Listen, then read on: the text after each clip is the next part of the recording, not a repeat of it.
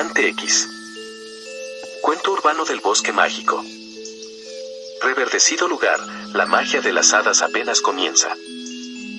Cuenta la vieja leyenda urbana que lleva a un mito creativo, un mago salido de un cuento de hadas cuando la magia de la literatura se confabula, abrió el portal a un mágico lugar, rumbo al salado, luego las letras al chorro de las campanas viajaron, como por arte de magia hipnotiza el cántico constante del caer del agua.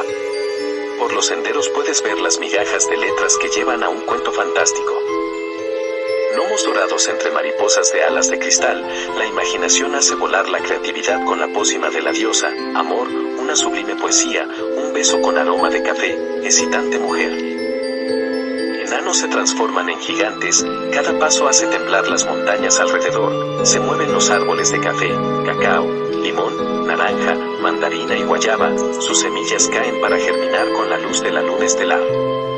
No solo es un refugio de biodiversidad, también de criaturas que cobran vida al ser imaginadas.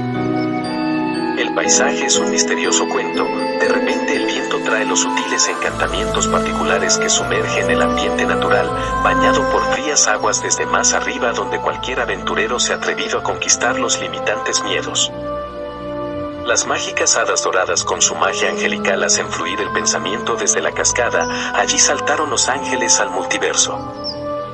Entre el brumoso bosque y el inquietante manto reverdecido la aventura lleva a la conexión profunda con la naturaleza y la fábula escrita por el sol cada día para dar color, una sonrisa, devorando literatura para hacer más interesante el cuento que yace inmortal en ese lugar. 3-6-9